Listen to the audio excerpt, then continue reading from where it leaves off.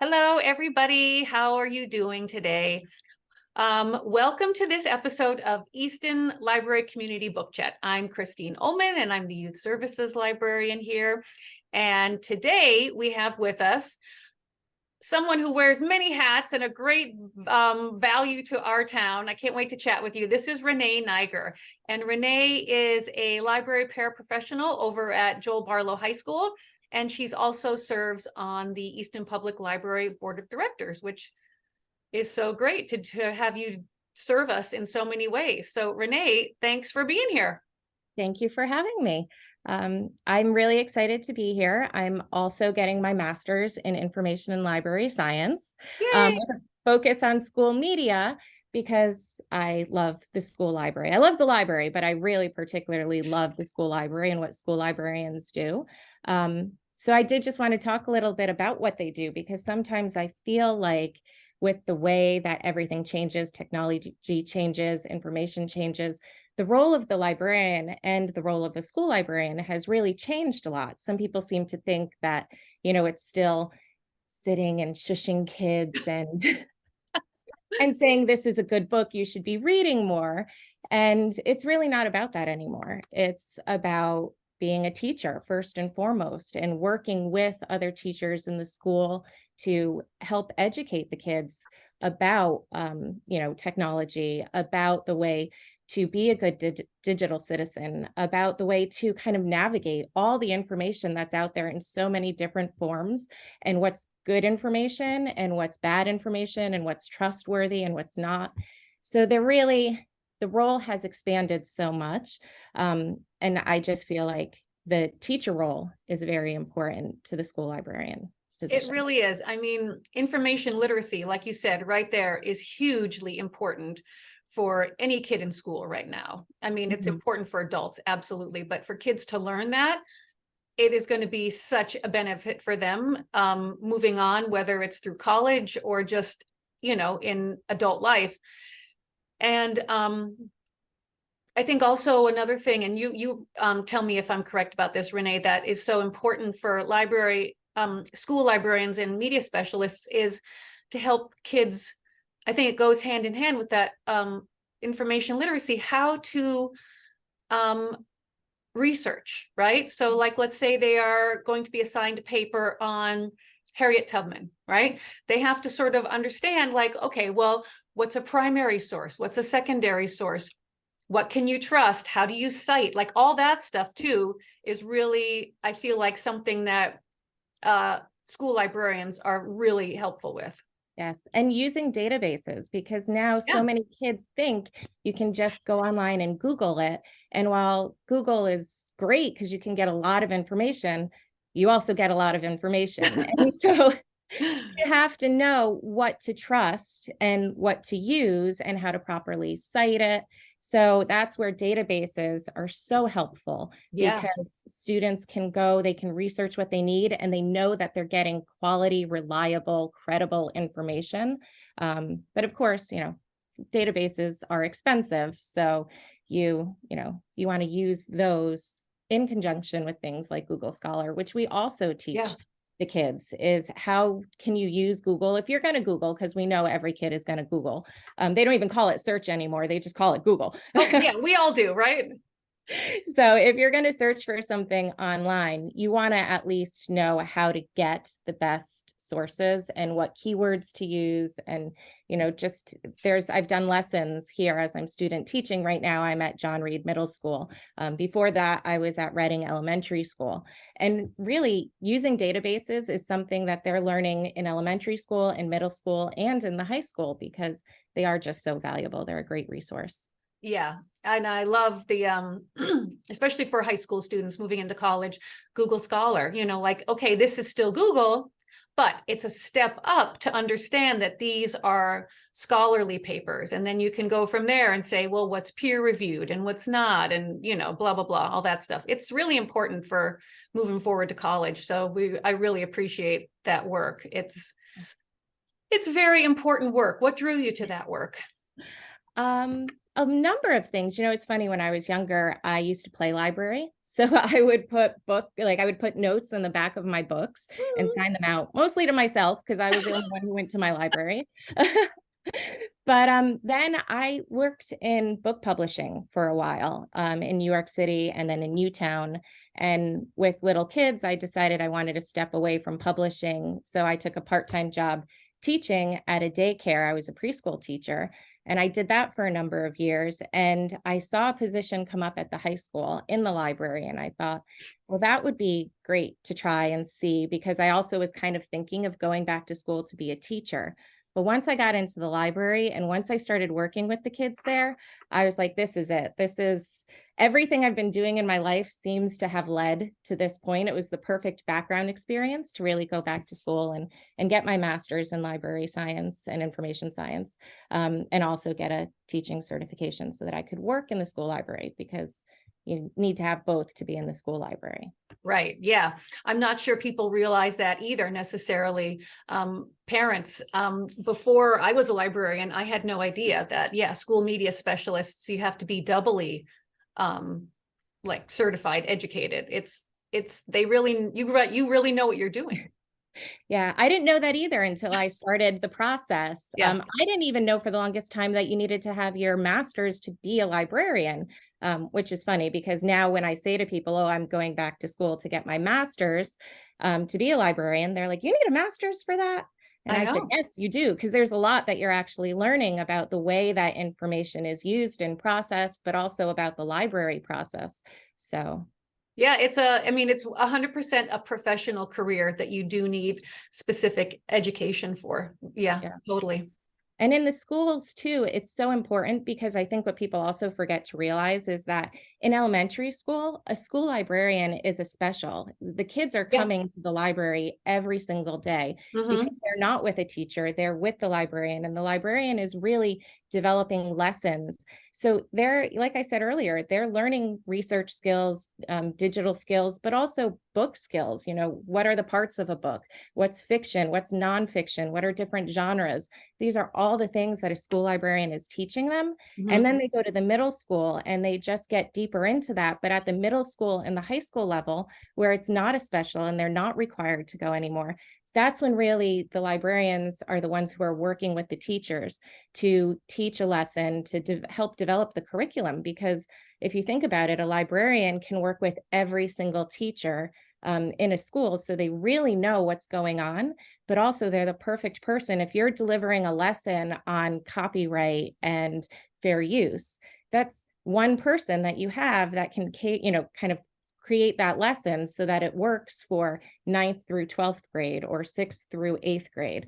And they're getting a steady message from the same person. So it's a Yeah. great way to align curriculum as well.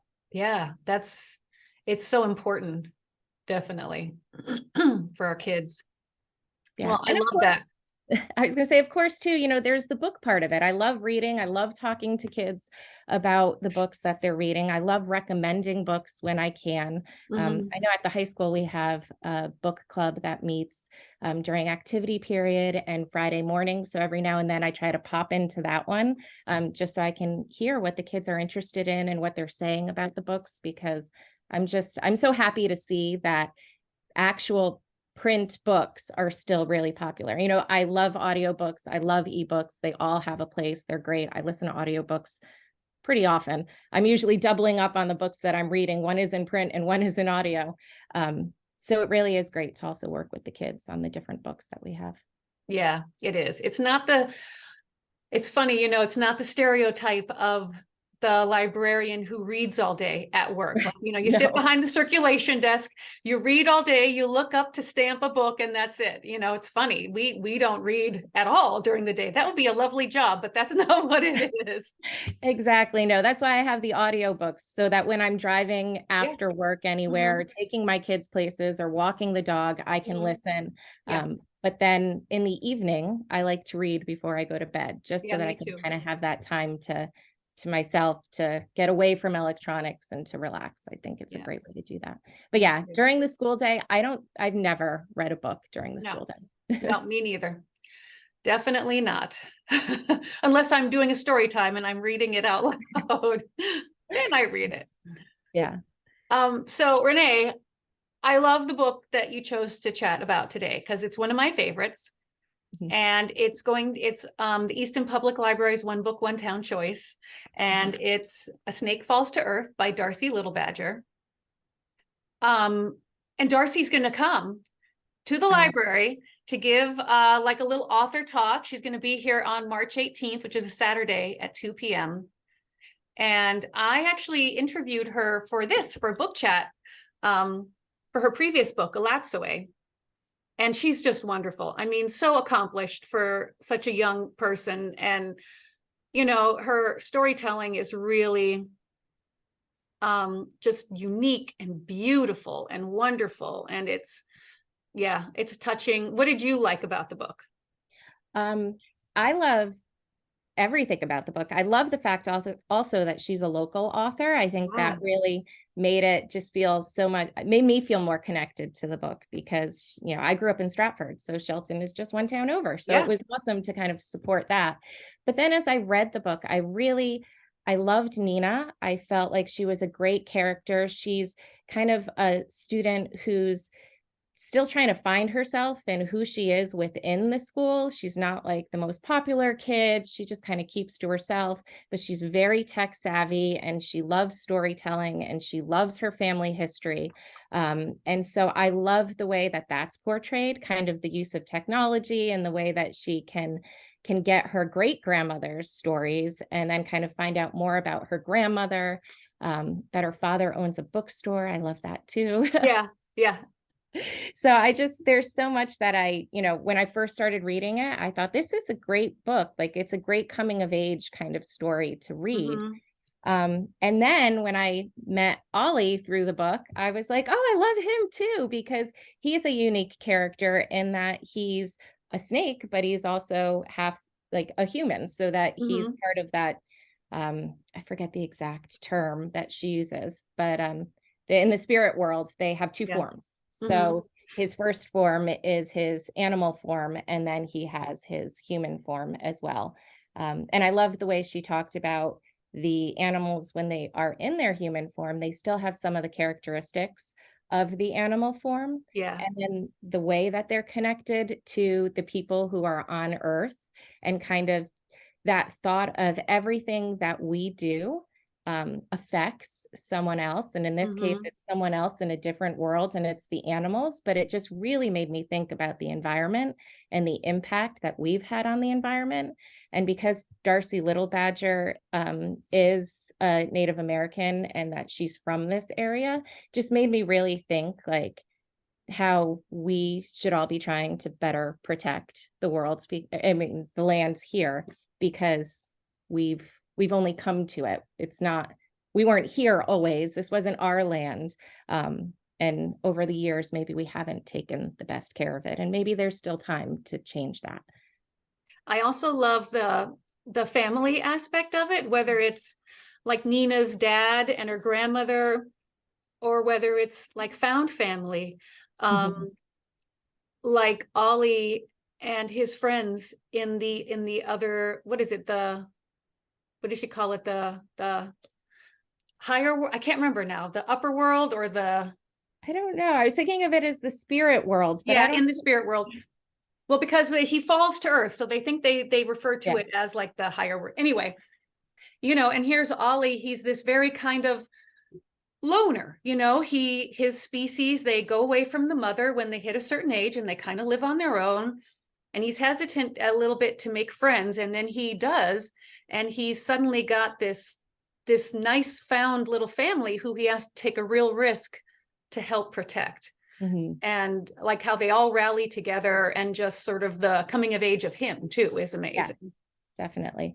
And I feel too, the way that she portrayed the characters, she's really very inclusive. I loved Brightest, the character, especially having learned a little bit about Native American history and knowing that they have two spirits. So, sometimes there are people who are theys, and they've always been theys. And this is not something that's new to the culture, because I know I was talking to somebody about it recently, and they were like, "Oh, did they just add that in?" I was like, "No, this is something that's always been ingrained in the culture. It's not Yes. just thrown in there, and never in the book does it feel like it's thrown in there. It's just it flows so naturally and so beautifully. So I really do. I love her characters that she put into the book. Yeah. She can write, man. She really can write. I mean, her books have, not only have they been bestsellers, but they've been like longlisted for the National Book Award and won all kinds of other things. So she can definitely write. Yes. So I'm really excited to see her. I plan on going in March to hear her speak, just because she did such a great job with this book, and I definitely have to go back and read her other one now that I've read this one. Mm-hmm. And I'm looking forward to seeing what else she writes in the future. Yeah, I am too. She's also she's been connected in with some compilations of short stories for Oh, young nice. adults where she's written, and she also has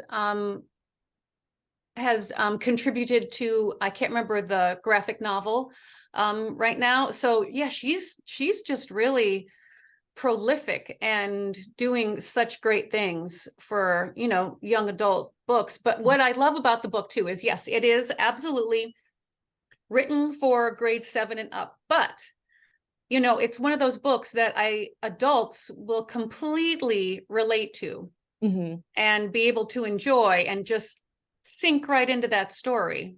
Yeah. And as you were saying, it's the family aspect. It's also wanting to know your family history, Mhm. and the way that she questions her great grandmother and feels some loss when she wasn't able to question her earlier on in her life so that she could get more of these stories, or that she really understood the language because her grandmother was speaking to her, or her great grandmother was speaking to her in her native tongue. And so, Nina was really struggling to kind of understand everything she was Mhm. saying.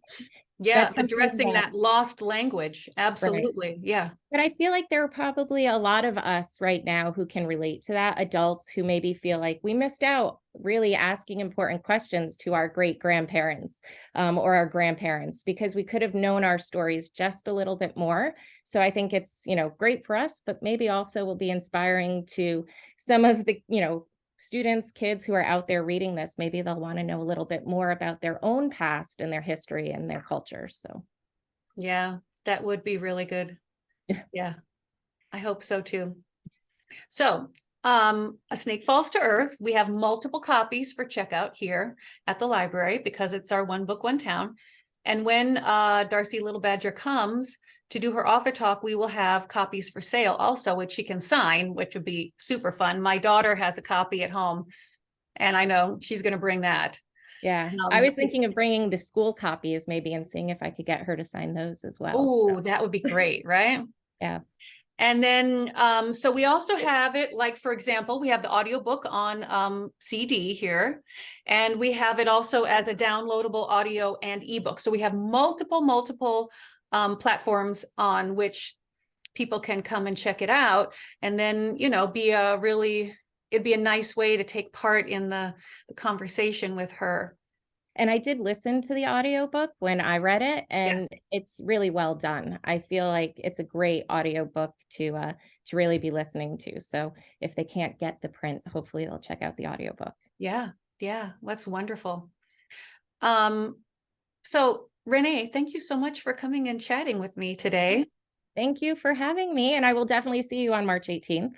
Yay! March 18th. I'm so excited. I can't wait to meet her in person and just hear what, like, the readers, what, their takeaway was, and, hear the conversation back and forth. It's going to be so good.